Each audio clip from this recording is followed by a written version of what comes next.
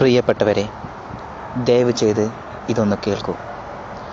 ഇപ്പോൾ ഏകദേശം വൈകുന്നേരം 7:25 പതിവില്ലാത്ത വിധം ജോലി തിരക്കുണ്ടായിരുന്ന ഒരു ദിവസം ഒറ്റയ്ക്ക് വീട്ടിലേക്ക് മടങ്ങുകയാണെന്നും സങ്കല്പിക്കൂ. നിങ്ങൾ യഥാർത്ഥത്തിൽ വളരെയധികം ക്ഷീണിതനും നിരാശനുമായി ആകെ താറുമാറായിരിക്കുകയാണ്. പെട്ടെന്ന് ഒരു കലശലായ വേദന നെഞ്ചിൽ നിന്ന് കൈകളിൽ പടർന്നു താടി വരെയെത്തുന്നതായി അനുഭവപ്പെടുകയും ചെയ്യുന്നു. തൊട്ടടുത്തുള്ള ആശുപത്രിയിലേക്ക് ഏകദേശം ഇനിയും 5 കിലോമീറ്റർ ദൂരമുണ്ട്.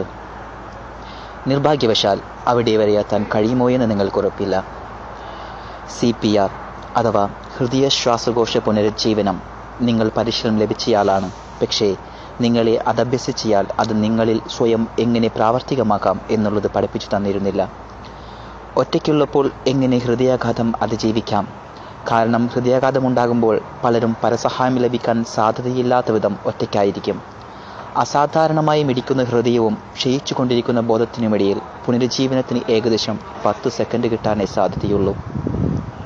എന്നാൽ ഇവർക്ക് സ്വയം ചെയ്യാൻ കഴിയുന്ന ഒരു കാര്യം തുടർച്ചയായി ശക്തമായി ചുമയ്ക്കുകയെന്നുള്ളത്.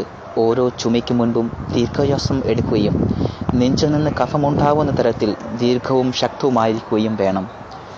ശ്വസനവും ചുമയും 2 സെക്കൻഡ് ഇടവിട്ട് മുടങ്ങാതെ പരസഹായം ലഭിക്കുന്നതുവരെയോ ഹൃദയം സാധാരണ നിലയിൽ മിടിക്കുന്നത് എന്ന് തോന്നുന്നതുവരെയോ മുടക്കമില്ലാതെ തുടരേണ്ടതാണ്. ദീർഘശ്വസനം ശ്വാസകോശത്തിലേക്ക് ഓക്സിജൻ പ്രവഹിക്കുകയും ചുമ മൂലം ഹൃദയം അമരുകയും അതുവഴി രക്തചംക്രമണം നിലനിർത്തുകയും ചെയ്യുന്നു.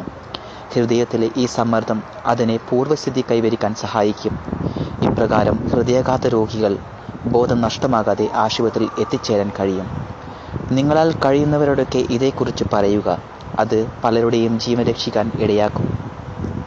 ഒരു ഹൃദ്രോഗ വിദഗ്ധൻ പറഞ്ഞതെന്തെന്നാൽ, ഈ മെയിൽ കിട്ടുന്ന എല്ലാവരും അത് 10 പേർക്ക് ഫോർവേഡ് ചെയ്യുകയാണെങ്കിൽ ഉറപ്പാണ് നമുക്കൊരു ജീവനെങ്കിലും രക്ഷിക്കാൻ കഴിയുമെന്നുള്ളത്.